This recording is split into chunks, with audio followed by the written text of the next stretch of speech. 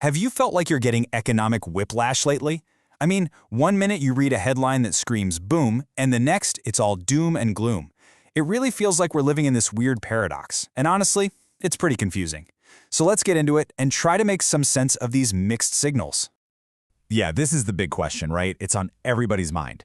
We're seeing some companies post these massive record-breaking profits, but then we're also hearing about friends or family, maybe even ourselves, dealing with layoffs. So what's the real story? Is the market actually charging ahead, or is it about to hit a wall? Well, the simple and maybe a little frustrating answer is, it's both. The economy isn't just one single thing. It's really a tale of contradictions. And in this explainer, that's exactly what we're going to do. We're going to unpack these contradictions to give you a much clearer picture of what's really going on out there. All right, here's our game plan. We're going to kick things off with the wildest story in tech right now, this huge AI boom happening right next to widespread layoffs. Then we'll look at the disconnect between a really strong job market and consumers who are, being a little more cautious with their wallets. After that, we'll zoom out to see how global trade and energy are shifting. And finally, we'll piece it all together to figure out what this could all mean as we head toward 2026. Okay, first up, the tech sector. This is probably the most dramatic example of the two-sided economy we're talking about. On one side, you have this absolute explosion in artificial intelligence. But on the other, there's a huge wave of job cuts, as companies basically scramble to pour money into that AI gold rush, often leaving other parts of their business behind. What's so fascinating here is the difference between the headlines and the balance sheets. The team at JP Morgan points out that while there's a ton of skepticism out there in the public debate, the actual numbers coming from the big AI players tell a totally different, much stronger story. This momentum, it's very, very real. And wow, this number really says it all. $57 billion. That's what NVIDIA brought in just one quarter. That's a 62% jump from the year before. I mean, to put that into perspective, that's more than the entire annual GDP of some countries. This isn't just hype, it is massive, real-world demand for the hardware that makes AI tick. And it's not just one company selling chips either. Over on the software side, you've got Google pushing the envelope with its new models. And like NVIDIA's own leadership points out, there's a whole ecosystem of profitable AI startups popping up and growing right alongside the giants. It really suggests that this innovation engine is broad and pretty healthy. So with all that incredible growth, you'd think the entire tech world would be swimming in cash, right? Well, this is where the story takes a really sharp turn, and we see a very, very different picture. And this is the other side of that coin. We're talking tens of thousands of jobs cut at some of the biggest, most well-known names in the industry. I mean, just look at this list. It's not just one or two companies having a bad quarter. We're seeing really deep cuts across the board, from chip makers like Intel to giants like Amazon and Microsoft. So what this shows us is a booming, very specific AI sector that exists right next to a broader tech industry that is seriously contracting. Okay, let's move on to our second major contrast. This one's bigger than just tech. It's about the whole economy. And it's this really strange gap between what the official job numbers are telling us and how regular people are actually spending their money day to day. I mean, if you just look at the headlines, things look pretty good, right?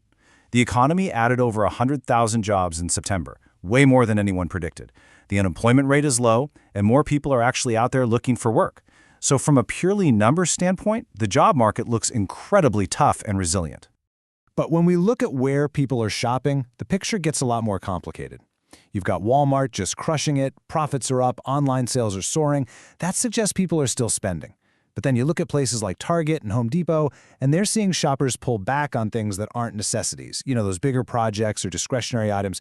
It's a really clear split between spending on what you need and hesitating on everything else.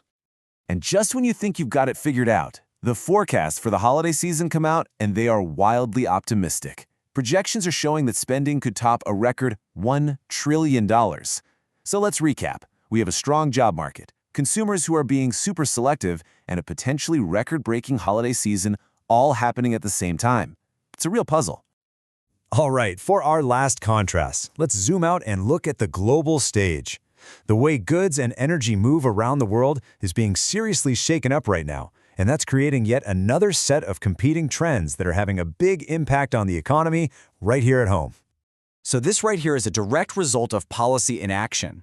As you can see in the chart, tariffs led to this massive 24% drop in imports, which had the effect of narrowing the U.S. trade deficit. Now, exports kind of held steady, but because the cost of bringing stuff into the country went up, the amount of stuff coming in went way down.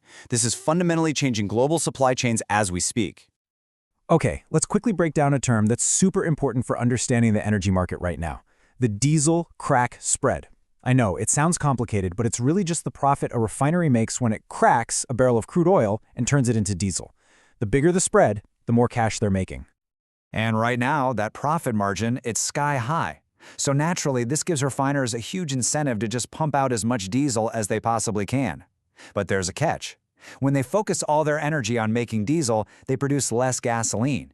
And here's the direct result of that. Gasoline inventories in the US have totally plummeted, which could create a real squeeze for us down the road. It's all a chain reaction, driven entirely by profit. So, we've got a divided tech sector, a split consumer, and these really volatile global flows of goods and energy. What on earth does this all mean as we look toward 2026? How would we even begin to navigate a landscape this complex? Well, the team at JP Morgan suggests we can boil it all down to three main forces that are really going to define the market. Think of this as the synthesis of all those contradictions we've just walked through. These are the key themes we all need to be focused on. First up, AI. The growth is absolutely real, but it's going to be so important to separate the true innovators from all the speculative hype. Second, global fragmentation. The world is just changing, and managing risk as supply chains shift is going to be key. And third, persistent inflation. Look, it's not going away anytime soon, so having a really solid financial plan is more important than ever. These are the three big pillars to watch as we move forward. All right, we have covered a ton of ground today trying to unpack this really complex state of the economy. But now, we'd love to hear from you. What economic contradictions are you seeing in your own life or in your own industry? Is there a topic you want us to break down next? Let us know down in the comments. And hey, if you found this breakdown helpful, please be sure to share it and, of course, subscribe for more explainers that cut right through the noise. Thanks for watching.